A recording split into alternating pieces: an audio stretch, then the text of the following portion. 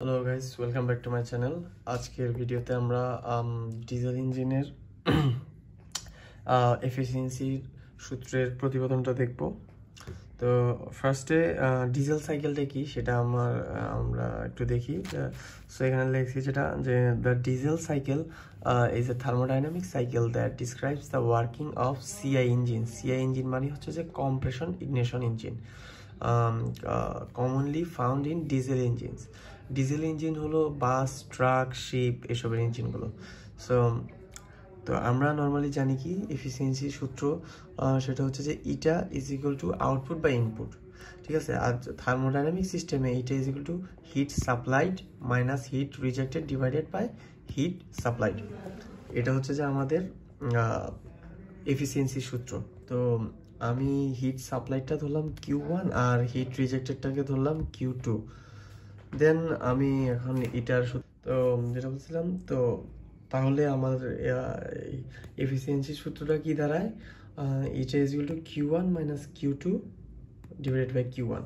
আচ্ছা, এখন আমরা ডিজেল সাইকেল সম্পর্কে যেটা জানি, যেটা আমরা আগে পড়ছিলাম, সেটা হচ্ছে যে প্রসেস 1, প্রথম প্রসেসটাতে যেটাতে 1 থেকে 2-এ যায়, ওইখানে আমাদের অ্যাডিয়াবেটিক কম্প্রেশন হয়, মানে রুদ্ধতাপীয় সংকোচন।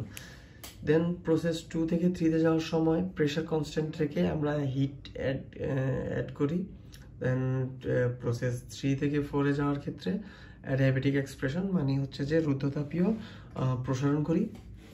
আর লাস্ট ধাপে আমরা আবার ভলিউমকে কনস্ট্যান্ট রেখে ওই প্রেশারটা রিলিজ করি, হিট তাপটা রিলিজ করি, রিজেক্ট করি আমাদের এই কম্বাসন থেকে। আমরা যদি ডায়াগ্রামগুলোর দিকে তাকাই তাহলে দেখতে পাবো পিভি ডায়াগ্রাম, যেটা সেখানে প্রথমে যখন আমরা অ্যাডিয়াবেটিক কম্প্রেশন করতেছি তখন যেহেতু সংকোচন করতেছি রুদ্ধতাপীয় প্রক্রিয়াতে, তো সেই জন্য আয়তনটা কমতেছে, ভলিউমটা কমতেছে, প্রেশারটা বাড়তেছে 2-এ যাওয়ার ক্ষেত্রে, 1 থেকে 2-তে যাওয়ার ক্ষেত্রে। দেন আমরা 2 থেকে 3-তে কনস্ট্যান্ট প্রেশারে, দেখেন 2 থেকে 3-তে প্রেশারটা কনস্ট্যান্ট আছে, আমরা হিট অ্যাড করছি, ঠিক আছে। 3 থেকে 4-এ যাওয়ার ক্ষেত্রে আবার অ্যাডিয়াবেটিক প্রসেস আর এক্সপেনশন করছি, যার কারণে প্রেশার ড্রপ করছে আর ভলিউমটা বেড়ে গেছে। দেন আবার লাস্ট ক্ষেত্রে 4 থেকে 1-এ আসার ক্ষেত্রে আমরা আবার মানে কনস্ট্যান্ট ভলিউমে হিটটা রিলিজ করছি, এই কারণে ভলিউমটা কনস্ট্যান্ট আছে আর হিটটা রিলিজ হয়েছে। সো আমরা একটা জিনিস আমাদের মাথায় রাখতে হবে যে অ্যাডিয়াবেটিক প্রসেসে হিট কখনো তাপ আদান প্রদান হয় না, সহজ বাংলায়। সো অ্যাডিয়াবেটিক প্রসেসের সময় আমাদের এনথালপিটা থাকবে, কনস্ট্যান্ট থাকবে। তো আমরা টিএস ডায়াগ্রাম দেখতে গেলে 1 থেকে 2 যেহেতু অ্যাডিয়াবেটিক প্রসেস ছিল, দেখেন এখান থেকে এনথালপিটা কনস্ট্যান্ট আছে, ঠিক আছে। এনথালপি বাড়েও না কমেও না, কিন্তু ওই টেম্পারেচার বাড়ছে, যেহেতু আমরা সংকোচন করছি একটু টেম্পারেচার বাড়ছে। তারপরে 2 থেকে 3-এ যাওয়ার ক্ষেত্রে যখন হিট অ্যাড করছি, দেখেন হিট অ্যাড করার কারণে এনথালপি বাড়ছে, ঠিক আছে। তাপ বাড়ানোর কারণে এনথালপি বাড়ছে, প্লাস একটু টেম্পারেচারও রাইজ করছে। দেন আবার আমরা 3 থেকে 4-এর ক্ষেত্রে আবার আমাদের রুদ্ধতাপীয় বা অ্যাডিয়াবেটিক প্রসেস, এর কারণে এখানে আমার আবার 3 থেকে 4-এ আসার সময় আবার এনথালপিটা কনস্ট্যান্ট। আর যেহেতু প্রেশার রিলিজ করে দিয়েছি, হিট রিলিজ করে দিয়েছি, এ কারণে আমার একটু প্রেশার রিলিজ করার কারণে আমার তাপমাত্রাটা কমে গেছে, দেখেন টেম্পারেচার একটু ডাউন হয়েছে। দেন আবার 4 থেকে 1-এ আসার সময় লাস্ট ধাপে আমরা হিট রিলিজ করে দেই, তো তখন ভলিউম কনস্ট্যান্ট থাকে, আর এই কারণে এনথালপিটা 4 থেকে 1-এ মানে এনথালপি কমে গেছে। তো আমরা একটা জিনিস খেয়াল রাখতে হবে, আমাদের যখন হিট অ্যাড করছিলাম তখন প্রেশার ছিল কনস্ট্যান্ট, আর যখন আমরা হিট রিলিজ করছি তখন আমাদের ভলিউমটা কনস্ট্যান্ট। আচ্ছা, এখন এই ডায়াগ্রাম থেকে আমরা লিখতে পারি Q1 মানে হিট অ্যাডিশনের টাইমে আমাদের কনস্ট্যান্ট কে ছিল প্রেশার, সো সিপি। তো এটা হয়েছে T3 আর 2 এর মাঝখানে, ঠিক আছে। সো T3 মাইনাস T2 লিখলাম। আর আমাদের T2 আমরা কিন্তু আগেই ধরছিলাম এটা হিট অ্যাডিশন আর এটা হিট রিজেকশন, ঠিক আছে। এখন আমরা হিট রিজেকশন করছি কোন জায়গায়, এই যে 4 থেকে 1 এর মাঝখানে যেখানে ভি কনস্ট্যান্ট ছিল, সেই কারণে CV is equal two T4 - T1 লিখছি।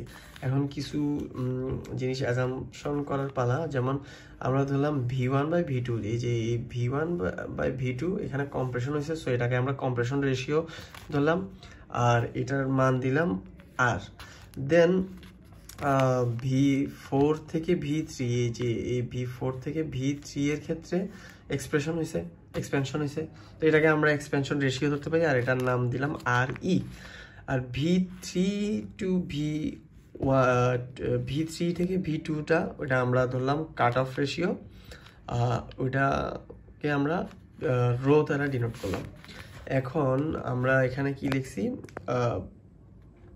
রো, আমরা এখানে rho is equal two V3/V2 যেহেতু লিখেছি, তো এটাকে আমরা চাইলে এইভাবেও লিখতে পারি V3/V4 ইন্টু V4/V2, এখানে 4 কাটা গিয়ে আবার যেটা ছিল সেটা চলে আসে। এখন আমরা এই ডায়াগ্রামটা দেখতে পারবো যে এই আমাদের এখানে V4 আর V1 কিন্তু সেম কনস্ট্যান্ট ছিল এই জায়গায় ভলিউমটা, সো V4 এর মান যা V1 এর মানও কিন্তু তাই। তো আমরা এখানে V4 এর জায়গায় V1 লিখতে পারি, তার মানে লিখতে পারি V3/V4 V1/V2। আচ্ছা, আমরা এখানে V1/V2 সমান কি ধরছিলাম, R ধরছিলাম, ওকে। আর V4/V3 সমান আমরা RE ধরছিলাম, কিন্তু এখানে আমার V3/V4 আছে, তার মানে কি হয়ে যাবে 1/RE। সো আমরা এই জিনিসটাকে লিখতে পারি R, আর এটাকে লিখতে পারি 1/RE। সো একসাথে লিখতে পারি এটা, সুতরাং রো এর একটা মান পাইলাম R/RE। আচ্ছা, ঠিক আছে। এখন আমার ইটার সূত্রটা কি দাঁড়ায়, Q1 - Q2/Q1, ওইখানে আমরা Q1 আর Q2 এর ওই মান দুইটা বসাইলাম। বসানোর পরে আমরা একটা জানি CP/CV হচ্ছে যে গামা, এটা হচ্ছে অ্যাডিয়াবেটিক কনস্ট্যান্ট হিসাবে আমরা জানি আর কি।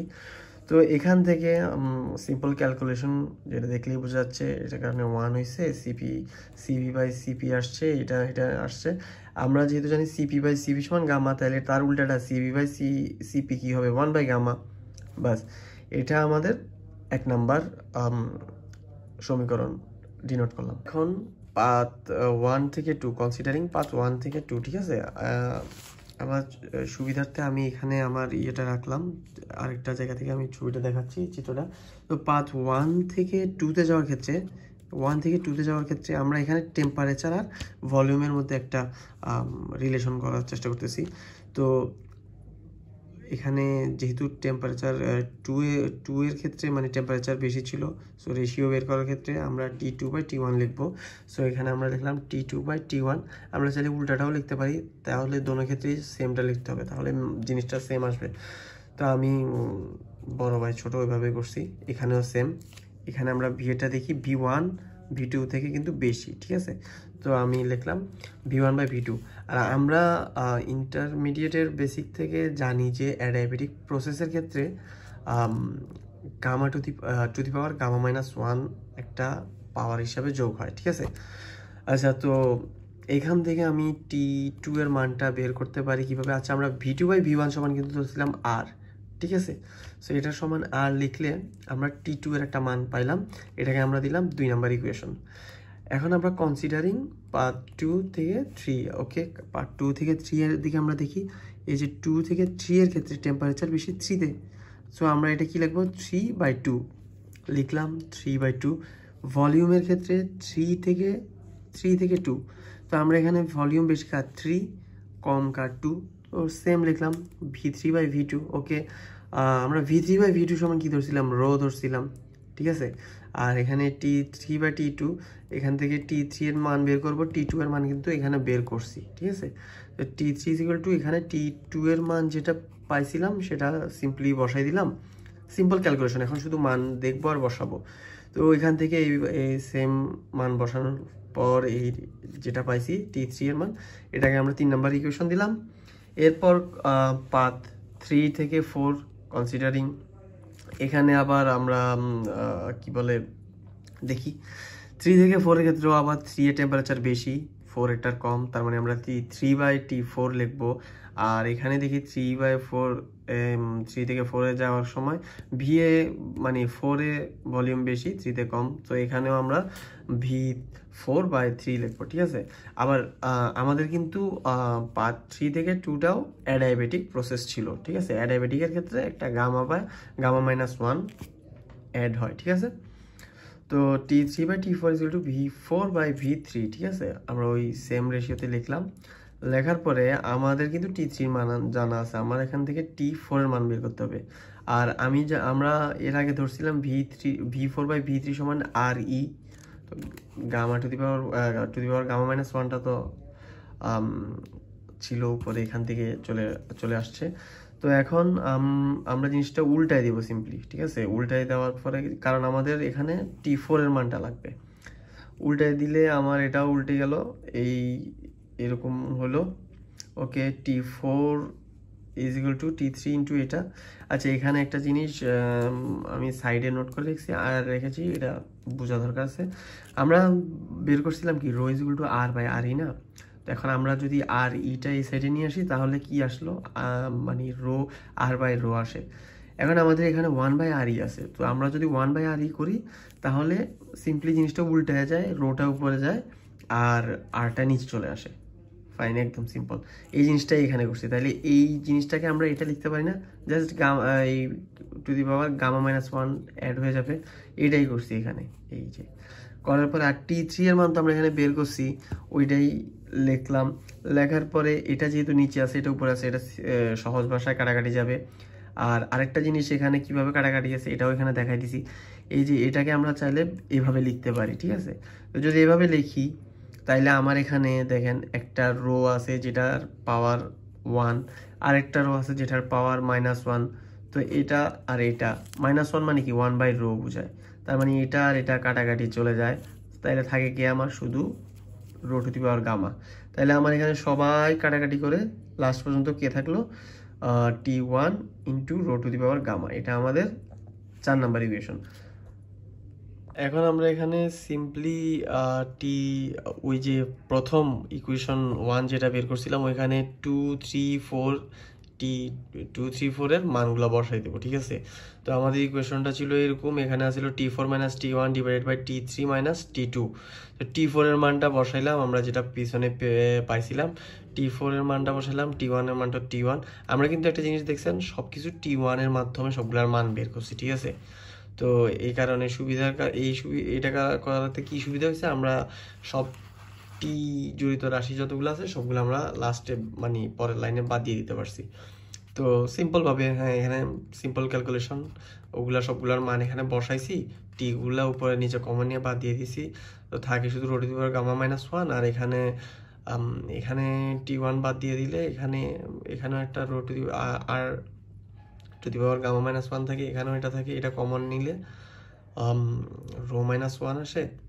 সো সিম্পল ক্যালকুলেশন, আমরা জাস্ট লাস্ট লাইনে এই গামাটা এখানে আর টু দি পাওয়ার গামা -1টা এখানে লিখে দিলাম। আর এটাই হচ্ছে যে আমাদের ডিজেল সাইকেলের এফিসিয়েন্সি ইকুয়েশন।